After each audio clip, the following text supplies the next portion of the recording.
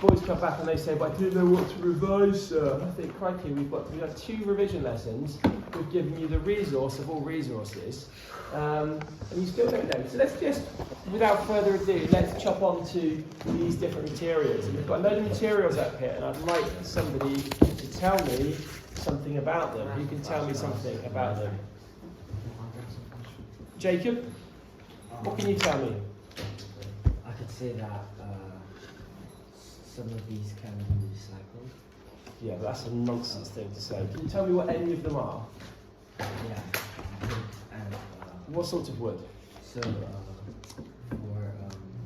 timber, those What type of timbers do you get? 2 different categories. like Come on. Come on. hard and soft. Yeah. All right, there's hard and soft woods, but even before that, there's 2 different categories.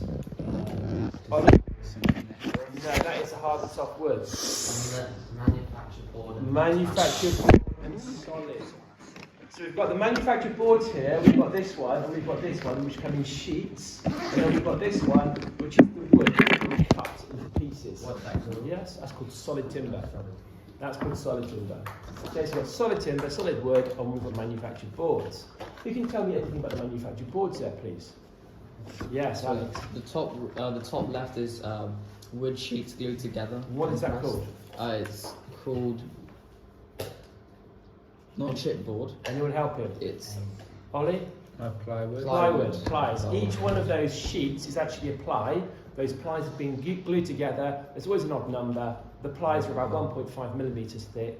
They come in thicknesses that are divisible by 3 generally. 3, 6, 9, 12, 15, 18 millimetres, 21 millimetres in thickness. Because it doesn't matter about why. And that's plywood. It comes in 8x4 sheets or 1.2 metres by 2.4 metres. And it's reasonably nice to look at. We've got one on the right hand side. You can tell me anything about the one on the right side. Morgan. It's MDF. MDF. What's MDF made of? MDF is made of formaldehyde and basically sawdust, I think. So what does a formaldehyde do? The formaldehyde keeps the bits of wood chip sort of together. It keeps it from just. It's a medium. It's like a glue. It's basically glue. It's a glue. It's It's a plastic. So it's a plastic resin mixed with the dust from wood, a whole variety of woods, and that forms sheets. Which one do you reckon? If you were to talk about properties, what's properties are on page 14, aren't they? Can you give me any properties, 14, 15, of those woods?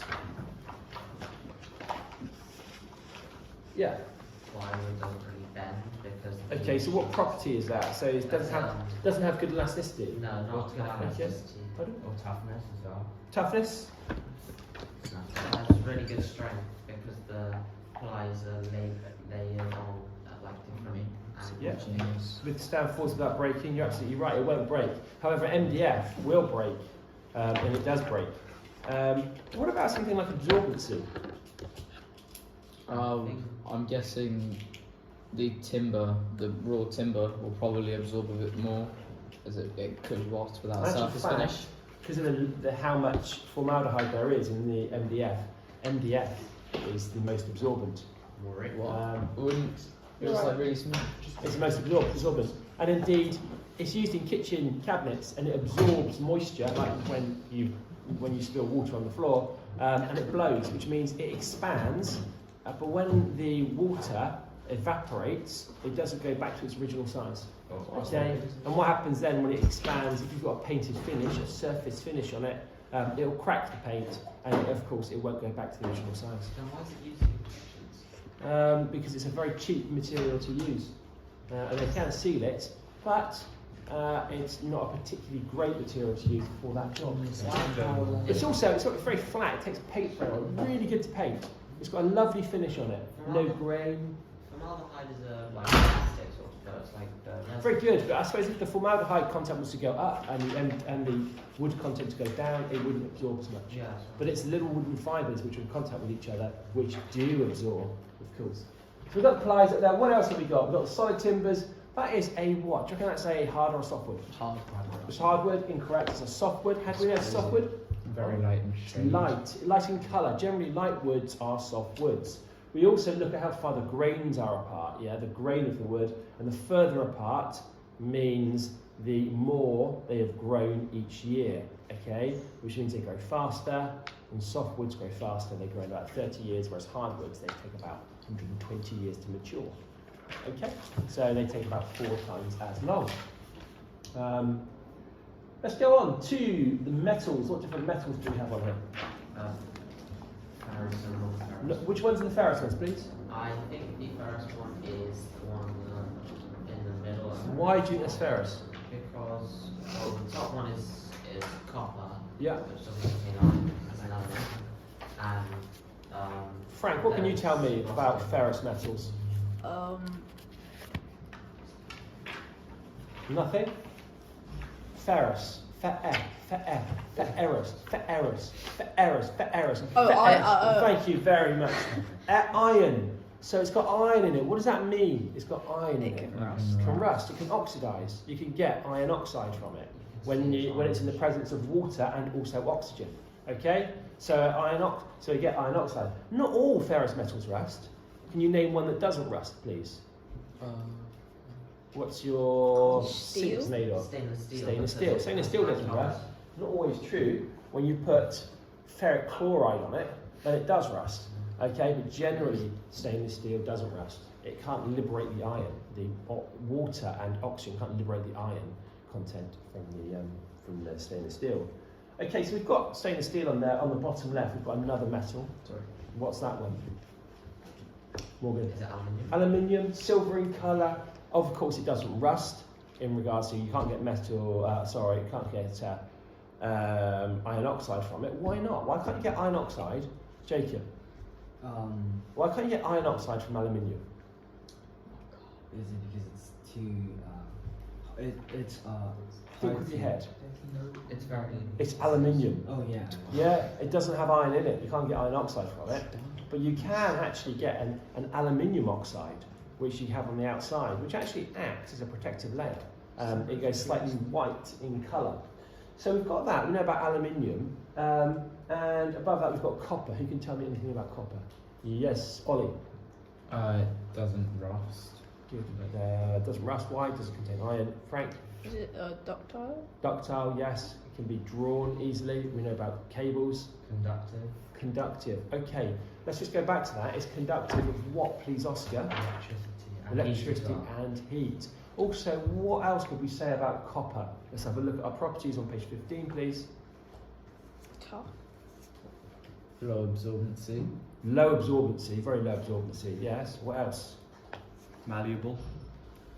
It is malleable, yes. Ductile. Fusible.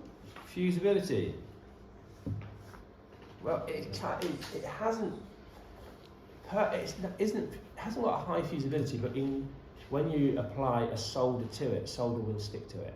For example, solder won't stick to steel very easily, but it will stick to copper. All right, good. In the middle, we've got some cardboard there, of course, used for what sort of thing, Alex? Boxes and packaging. Yeah, it's more art cardboard, so more it for says painting art. pictures, Yeah. bits and pieces. We've got LEDs on the left-hand side. What's good about LEDs? They're made Justin, Huh? what's good about LEDs? Efficient. Very efficient, aren't they? Yeah. Cost relatively low. Do you think good for the environment? Compared to like the old ones, yes. Yes, but maybe manufacture might not be. I don't know. And then we've got a shirt on there. Who can tell me anything about that shirt? Oscar? Is it a fibery? Yeah. Is it a What sort smart of material? What sort of material could it be made of? Cotton or polyester. Yeah, well, actual fact, it's made of a polycotton, which means it's made of Smart both. material. No, it's not. It's a modern material.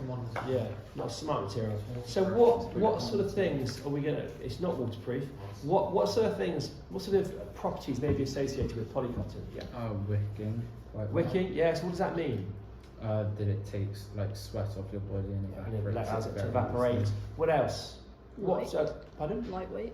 Lightweight, yes. Anything else? Is it it's maybe softer than just polyester. Is it and going to it's be a maybe good? Look at our tough. properties. Uh, Tough. It may be tough. Let's have a think about why are you wearing clothes now, apart from hiding your modesty? Like bad heat conductor. to Pardon? keep it Yeah, it's very good. It's a good insulator. Yeah. Okay. Okay. So let's have a think about those words that we're trying to use. We've got flat pack furniture, might be used in plumbing. So some bad ones. We've got one in the middle there, which is a plastic, a plug.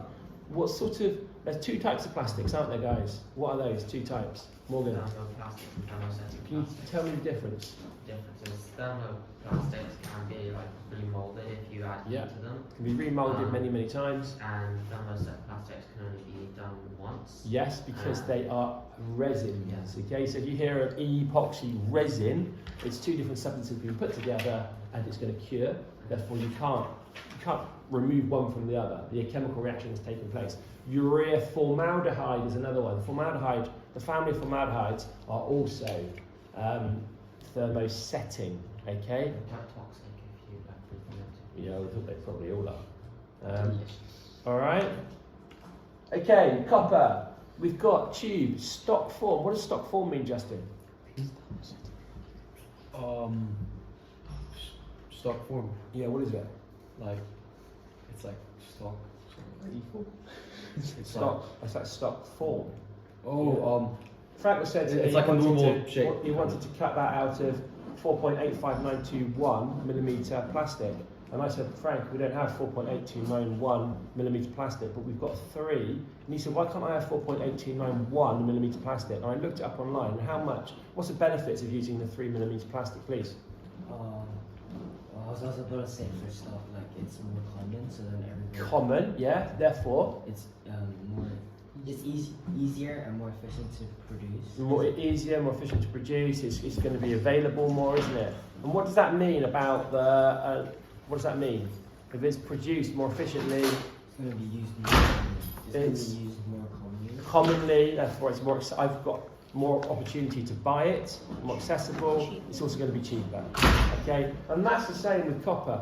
I mean, you could get copper piping in any size you wanted, but of course, commonly available are only certain sizes. And that means that those certain sizes are cheaper, which is really good for those people that are plumbing, because they always make sure they buy those. And of course, with those common sizes comes fittings, which are made for those sizings. Okay, that might be screws with the thread made of a certain size, or that might be joining, mechanical joining methods made to accept a certain tube. Right, corrosion resistant, I mean it won't rust, it's malleable, it's ductile, it's tough enough that it can withstand bumps and knocks, easy to solder joints, to attach components to, won't deform due to hot water. Polycotton is what I was talking about as well. The blended fibres are mixed for improved properties, aren't they? It's breathable, allowing the wearer to regulate their temperature. The cotton is stronger than 100% cotton, less prone to ripping. It's cheaper, which is quite amazing that you've got a mix of materials.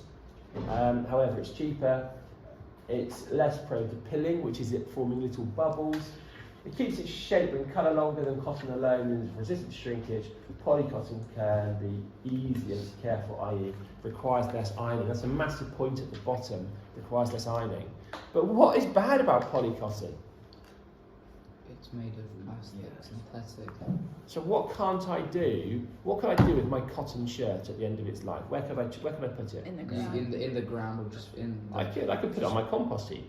Yeah, but Couldn't you I? can't put polycotton because it's plastic. Why not? It's plastic. Yeah. Yeah.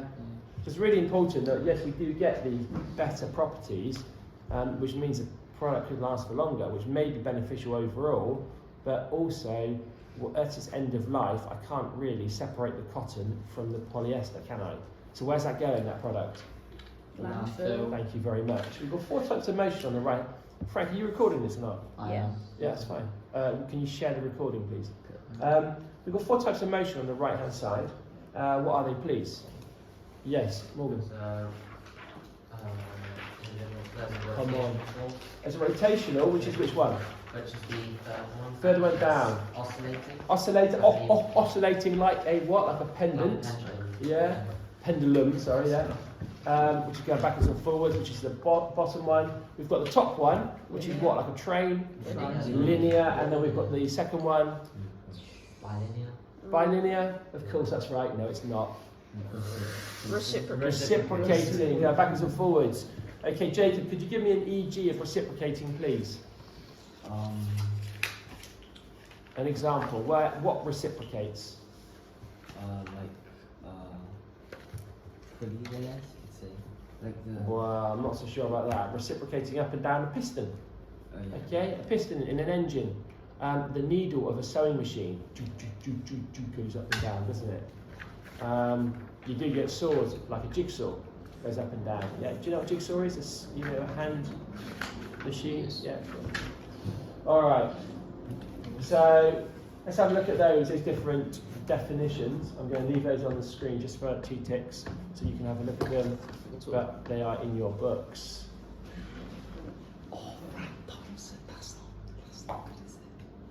Okay, Wait. good with that? Wait. That's a good thing. So that's in our books. This will be on 14 and 15, I think. It talks about ductility, durability, brittleness. Oh, Morgan's really.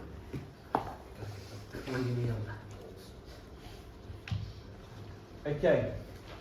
We're about to design a new modern and innovative children's desk organiser. We've got 2 types of research on here. We've got primary and we've got secondary. What's the difference between primary and secondary, Morgan? Primary is like you do it yourself. Yeah. Secondary is you get it from an outside source. So an outside source might be something like what? Google. or- Google might be, yeah. Podcasts, for example. It might be a book. You know, the old-fashioned way of doing things, going to the library and looking at a book. It might be going online and finding some research that's already been done. Absolutely fine. All those are secondary. What's really good about secondary? Who can tell me something good about secondary? Very Quick. convenient. Very quick and convenient. Absolutely brilliant. Yeah, so secondary is really quick and convenient. However, what's not so good about secondary? It could be plagiarism. Can be inaccurate. Yeah. Should be inaccurate. Could be. It's not specifically about your client, is it? So if you were making, for example, a wedding dress and you went online and found out roughly the sizes of those between the ages of 24 and 30, your client might not be within that span of sizes. Okay, so we've got primary. What's good about primary? It's more accurate. More accurate, more specific. Yeah. Specific. What's not so good about primary? Takes A a lot long of time. Takes a long time, doesn't it? Yeah. But those things can involve interviews, questionnaires, focus groups, case studies, and so forth. Just want to pop back to this previous one here, this slide here, and just talk a little bit more about steel at the bottom. We've got steel tubing, and that's probably mild steel there. What other steels can we get? Like, for example, Alex, you're messing around, aren't you, with these, which are quite interesting compared with something like this. Oh, sorry, Alex. Bro. Do you think, I'm not your brother, do you think these are going to be different at all in the makeup of the steel? Yes, Morgan. The pliers will have less carbon I think you're right, because I think you may need to grab with the pliers and twist. Whereas we've got here some clippers. These will be high in carbon. Why? Well, they don't. They need to be just a quick thing. They're not designed to cut very hard things. They don't need as much. So there's no torsion, is there? Yeah, there's no torsion. No. So they're not rusted at all. Which that is. So you've probably got quite high carbon in here, and that's because you just bring them together and you clip. However, what would happen if there was too much carbon in here? If there's too much carbon, It would be too brittle. it would be too brittle and it would indeed break. So we've got to think about the trade-off between a steel having lots of carbon and being very hard, and it having too much carbon and becoming brittle. Indeed, a cast iron bath is very, very hard. However, if you wanted to get a cast iron bath out of your house, what you may need to do, because it's so heavy, you may need to hit it with a sledgehammer, and if you hit a cast iron bath with a sledgehammer, it will break in half, because it's so brittle, which is quite interesting considering how big and heavy they are. Right, let's just get back onto business, which is we've sort of spoken about this, how you first go about your research, how might you use Above in Red to help you design. Above in Red, what do you reckon the red is? Might be in your test, for example. Interviews, how would interviews help you? Because it's more specific. Okay, focus groups. It's more clients at once. So it's quite Yeah, they could interact, couldn't they, with your actual product. Product analysis, what could you do there? Like make it, improve it, Pardon? improve it, like and come out. What is a product analysis? Do you know what I'm doing? Yeah, it's like the Dyson. Yeah, It's so like- you'd look at a product, a similar product, analyse it, and take away the good things. For example, with Dyson, maybe it's the aesthetic, maybe it's the fact that parts can be replaceable. Could you do the opposite and like take away the bad things? And Totally, and avoid putting them in. Take away the good and bad things, and make sure that you make the best product you can. Yeah, definitely. And then we've got official data, and then we've got exemplar work from others. Right. You might look at the work of others as well, just like you did in your coursework. So we had a look at James Dyson. You're going to need to know about two different, you need to know about a company and a designer. It's really important, this, guys, a company and a designer. A company is James Dyson, okay? He's not a designer. Just to be clear. And if I was you, going on about designers, I would analyse Philip Stark, who's one of your designers, but he is not down on that list. Okay? Philip Stark, he made loads of stuff for Alessi. He's made loads of plastic stuff. And I think you'd be quite comfortable looking at him. But you'll be asked a question, for example, where you'll be asked to talk about a specific designer, and you'll be given a question like, for example, can you tell me why this one of your designers that you researched GCSE is particularly innovative? And then you'll have to look at them, and you might know Zaha Hadid, and you could say, oh, Zaha Hadid's architecture is particularly innovative because of these reasons. You won't be asked about one designer. You can choose the designer you write about. Does that make sense? Okay, but you'll write about it in terms of the question. Okay? Yes, Oscar. Can we choose James Dyson? If it's, as I say, James James Dyson is a Dyson company. is a company. Okay. Is he Okay. a man? as well? For you, Yes. for you, in answering this question, you've got to use one of the designers at GCSE. And if you look in your book, James Dyson is not a designer. James Dyson is a company. However, Philip Stark is a designer. But admittedly, Philip Stark is not on this resource that Mr. Roberts has made. He is it? Yes. Is it spelled Stark S-T-A-R-K? Yeah, I think it is. Like Tony Maybe- Stark. you on the end? Right, principles. So designing principles, product analysis. Let's say the product on the left-hand side is plastic, please. I know there's some confusion. Is that wood or is it plastic? You may also conduct a vital product analysis. Have a look at the following products and evaluate them in terms of ergonomics. Which product there is best in terms of ergonomics? Alex. Probably the one on the left, as it has like a lot of curved surfaces. It looks like. It's going to be comfortable to use, isn't it? Yeah. Yeah, totally. You see those little flippy things, they're just where your hands would be. I reckon that's going to be a pretty good ergonomic product. What about the one on the middle? The one is considered some ergonomics, isn't it? It's quite pleasing to the eyes. Yeah. There's a lot of colours, which is Yeah, but It's remember, appealing to the youth. So we could say ergonomically, I don't think really pleasing is an ergonomic factor. Maybe it being obvious, like a sign, for example, that has a certain amount of ergonomics associated to it. But the one in the middle, ergonomically, it's made at the correct height for kids, isn't it? Those little chairs. Has it got like a kind of detachable countertop? Yeah, it's like you've got a top there which you might be able to put water in or sand or something. Or maybe it just keeps the top clean, I don't know. But the ergonomics has been considered in regards to the height of it. And then we go to the right hand side one, and of course that's considered it in exactly the same way. You've got a little stool, haven't you, in there, and a table, and there's that little girl there, and she's just doing a drawing or something. What about impact on the environment? Lots of plastic. Lots of plastic. Right, Ollie, what do you mean lots of plastic? Especially in the middle one. Yeah, lots of plastic. What's good about the middle one though? It's plastic, but what's good? What was I talking about? Polycotton? It's quite lightweight. No. Oh, long lasting. No. Well, yes, probably is quite long lasting, and that's quite good. Although those legs might crack. You know, those legs where the leg goes into the top, I think that could crack. What's it made out of? Oh, Thermosetting. thermoforming. I would say it's thermoforming plastic, but that's what was the problem with the polycotton? What's the problem? It's What- can't really recycle it Why? because it's 'Cause it's got plastic. And I don't know. sorry, Other things. so it's effectively a compound, isn't it, made of two different materials? That's a single plastic. That can just be chucked in the plastic recycling. That's good. Do you see what I mean? Whereas this one on the left-hand side might have some metal bits associated with it in the mechanism. That's not going to be as easy. And certainly that one on the right-hand side, is that all wood? Don't know. It's definitely got some metal fixings, hasn't it? What's bad about wood and metal fixings? You can't really. They're not. It's quite hard to separate. Disassemble You have to disassemble. Is it easy to disassemble that? Probably not. Well, I would have thought so. if you I mean, screw there's driver- That's supposed pretty screws, easy. So Yeah. So there's pros and cons for all of it. I mean, that wood there, could you use it again? Yeah. Probably. You could use it again as it's a sheet, but it's also coloured. Is that good for the environment? no. I would fathom to say no, probably not.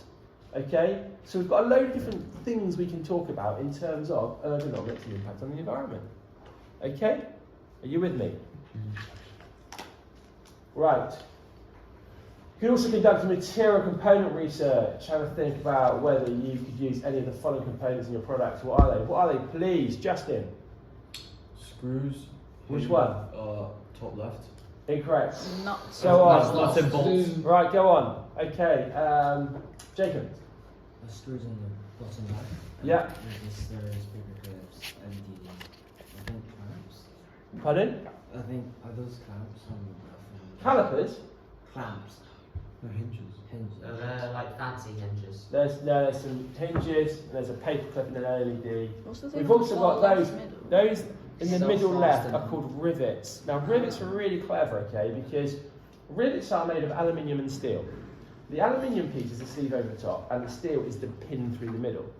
What happens is you drill a hole in two pieces of sheet material, okay? Two pieces of sheet material, and then you push the rivet through the hole that you've drilled.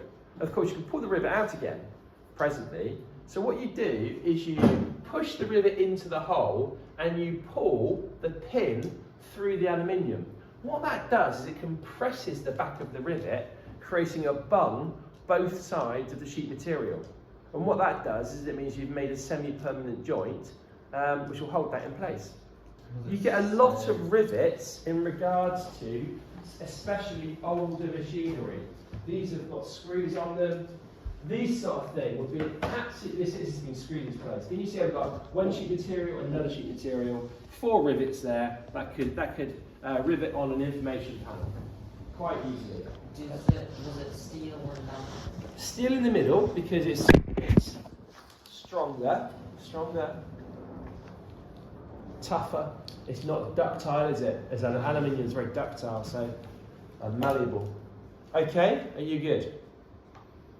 Right. Design brief. What's a design brief, please? It's a plan of how you're going to design something. Okay, so we're going to do a design brief right now. I'm going to design and make a, please, Justin. I'm going to design and make a, Diaper. pardon? Diaper. Typewriter. No, big like diaper. For, A like, diaper For that's going to babies. be used in, Shoulder. For babies. that's going to be used by babies in the, come on Alex, In a bedroom. in the bedroom. Oh. It must be, Recyclable. and, comfortable. for, Babies. to, Fluid. fluid. Great. Cool. Do you see what we're doing? We're putting down what that product does. Okay? So we're listing what the product does. So we should be able to easily read the design brief and think, right, those are the needs, those are the wants. Okay? So how does that differ from a specification? What's the difference between that and a specification? Yeah, Frank? Is it like what a product actually is? No, it's not. No. A specification is a criteria, is a list. The product must be this diaper. The product must be 20 centimetres in height.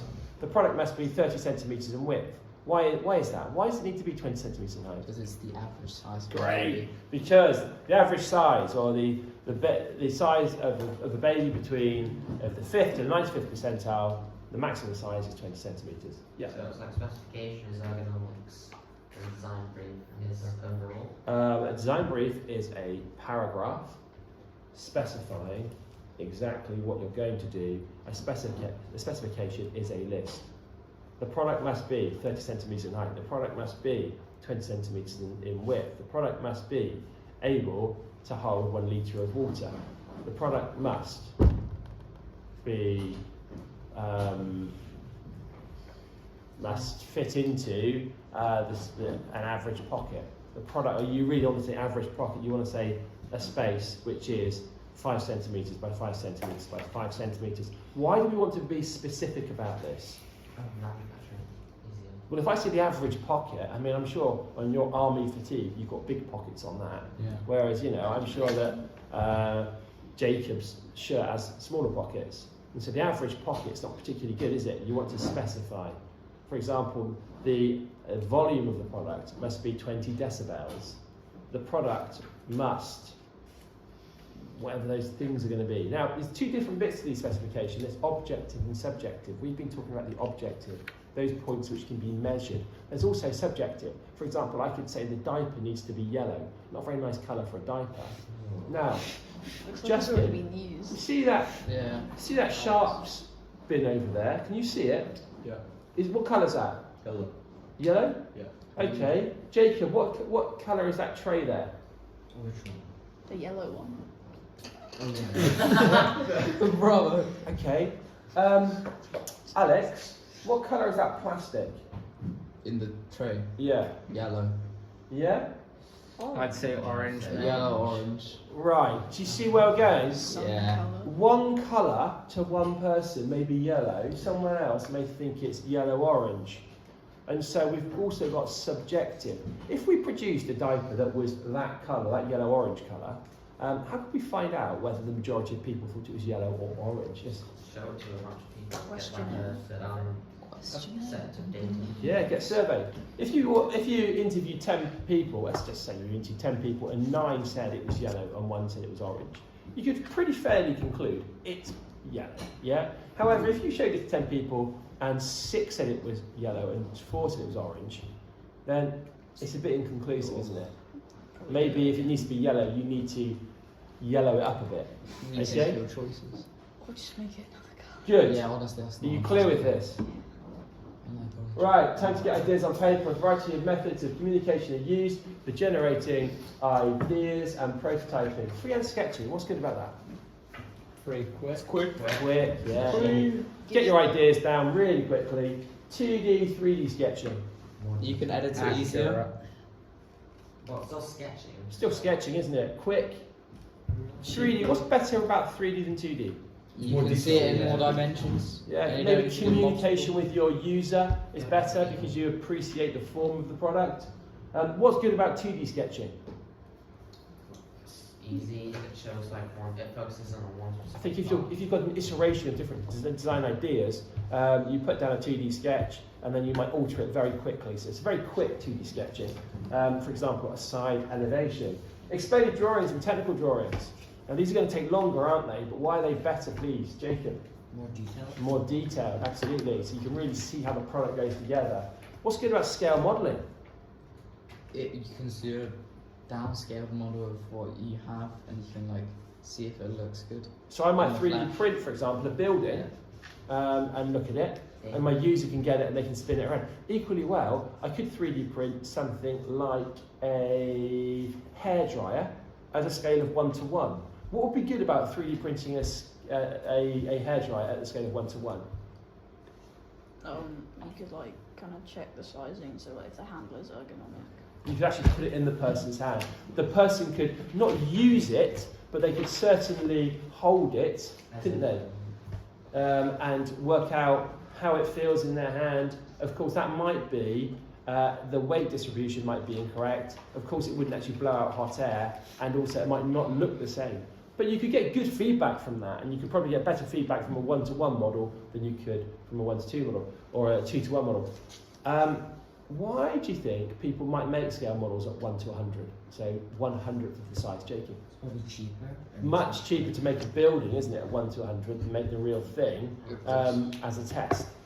Because you're probably going to make quite a few of them if you get the Prototype. first one and go, this doesn't look quite right, change up some stuff. You don't want to build like 15 houses No, before of you go, course. that's the one. So you make it at a small scale, so it costs.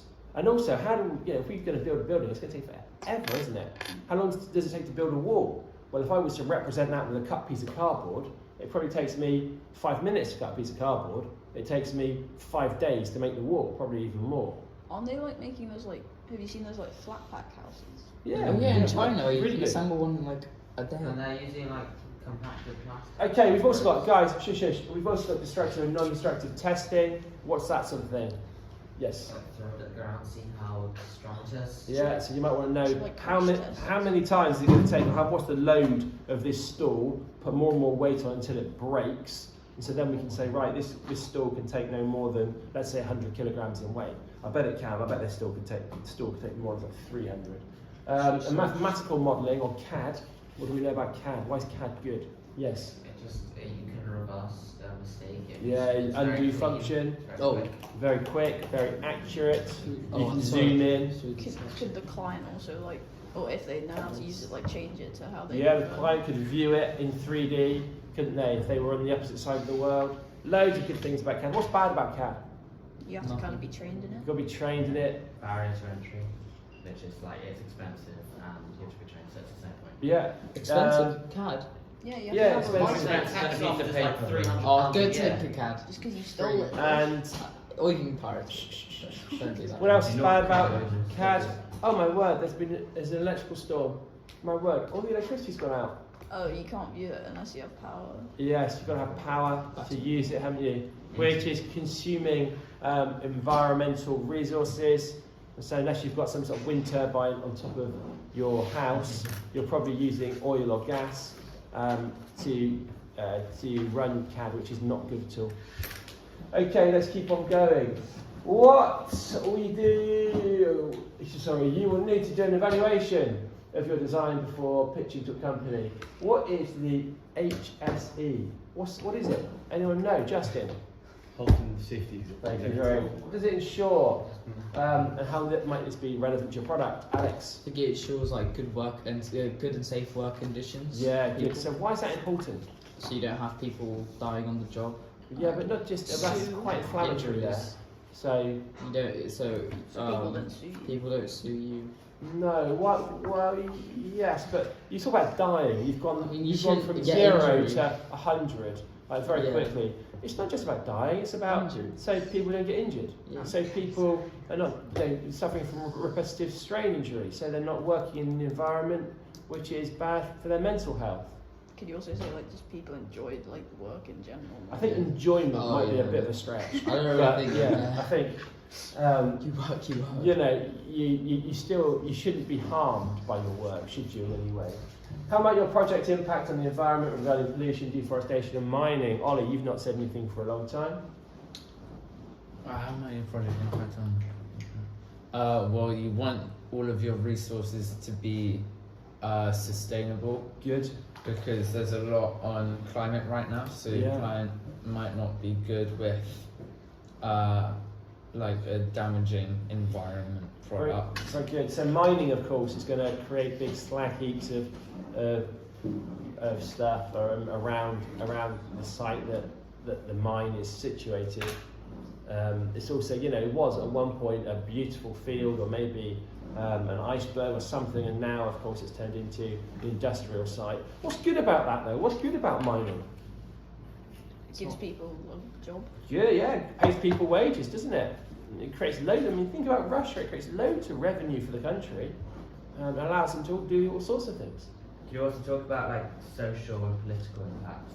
Yeah. Those things. So like, what do you think the so social? that field, that some people might like to walk their dogs in that field. Absolutely, yeah. But you could But also, some people grew up in that area that has now been handed over to industry. Yeah. And so thousands of years of ancestry maybe sort of wipes out. Yes. but you could also say that like some reliable energy sources like hydro still like destroy landscapes. Very good, yeah. Flooding, absolutely. And what is good about non-renewables? What's good about the power source of oil, of gas? Reliable.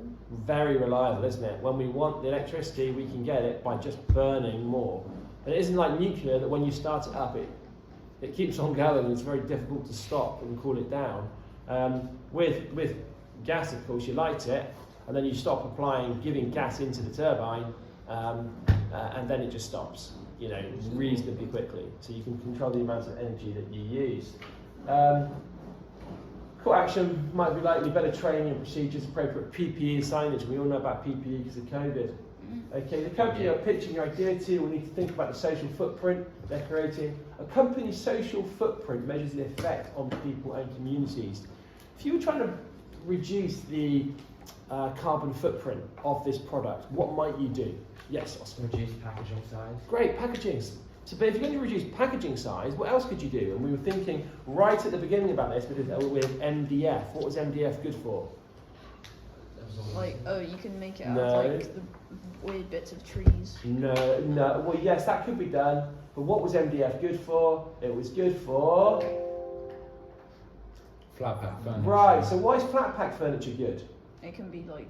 It takes up taken- less packaging So size. it's less size, less volume in the package, which means more of them can be put onto a ship or a pallet, and that means that they can be shipped around the world using less fuel. Okay, which is good for the environment as well. Anything else in regards to that carbon footprint? Oh, you could find resources that are closer to your companies. Great. Use local. You could buy things from the local, the surrounding area. Your wood, for example, doesn't need to come from Finland or Russia. It could come from the oak forests of the UK. Fantastic. Of course, what's going to happen if we start using the wood from the UK? What do you reckon? You need to use like FSC certified wood. Very good. FSC. What is that, please? Forestry Stewardship Council, Council. I believe. FSC, what do? They grow forests, but they manage the forests. And so I think it's something like 30% of the forest will be cut down every year because a tree takes 30 years to grow. And so you've effectively always got the same number or the same volume of wood in the forest, even though you're harvesting it every year. But wood from this country compared with wood from Finland and Russia, what can you say, even if it was the same wood? It might be a different type that doesn't grow. It's easier to get. It's different size. It's going to be more expensive, guys. It's going to be much more expensive if we buy it from here because we just don't have the manufacturing plants, we don't have the forests, we're not set up in the same way.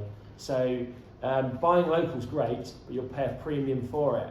And therefore you've got to pass that premium on to the people that are buying your product. Frank? Is it still more expensive to buy local, even if you have to like ship the wood from like Finland and Russia? Yeah, well, if you buy things from abroad, for example, some broccoli, it's just so cheap to buy it, even when you look at shipping costs. I mean, someone told me the other day that shipping something from China costs a penny. That's true, actually. I did. Well, buy because some they're from shipping China. in such mass. Yeah, Wow. so even though it's made on the other side of the world, it makes no difference in regards to haulage. And you might even say it's cheaper because people that want to bring it down from, let's say, Scotland, want more, because it's going to be brought down in a smaller lorry, of course, and that person wants to be paid more for the haulage for those 700 kilometres, opposed to it arriving in port in, let's say, Portsmouth, and being transported 100 kilometres to London. So it may well cost more to move things around and get things manufactured in this country, and that's not even talking about the manufacturing costs of paying people to do bits and pieces. Anyway, look, I'm speaking more faster and faster because I want to get this done.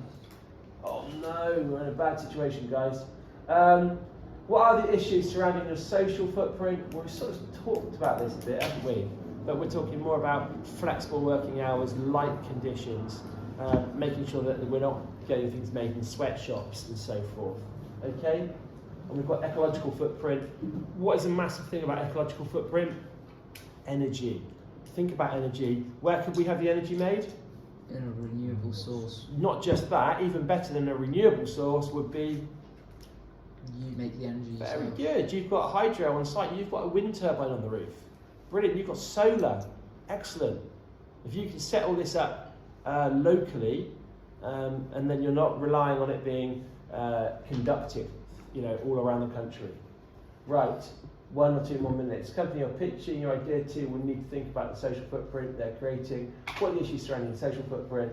We've got lots there, haven't we, to think about. Staff training, healthcare provision, and finally, adhering to specific standards.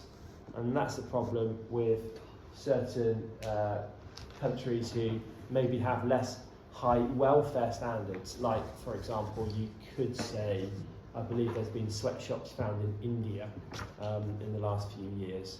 And so developing countries probably have more sweatshops. That's what Nike on does, there. right? Well, yeah, that's exactly what Nike does. Is that good for Nike? It is good for them because they get their products really cheap. Yeah, but what if someone Why is finds it out? bad? Why is it bad? Press. Reputation. Reputation suffers, doesn't it? So what I like to do is I like to buy my clothes from brands which are ethically really good, but also socially really good, ecologically really good. So I'm going to look at all of that, and I don't mind paying a bit more for what I'm buying if I believe that it's been made in the right way. There's the one thing called greenwashing, isn't there, at the moment? And what's that, greenwashing? Where they say that they do stuff really environmentally, Yeah, but a great it's only one. a very A small great one is amount of organic business. cotton. Mm. We use organic cotton. And it's like, well, cotton is a massive pollutant already. Because so many, one minute, so many people are using it, and it uses so much water in its production. So that's something to worry about. Last slide, guys. Oh no. How can these social issues relate to the ecological footprint? Here we are, guys. Last slide. Frank, I'm going to ask you, this video, you videoed the whole thing. Can you send that to me or not? Yeah. Yeah? Then I'll post it on the team. I'll post it on the other team as well. But we're up to the second one, and we're going to be doing this from next lesson. I would advise, read through your books. Be prepared.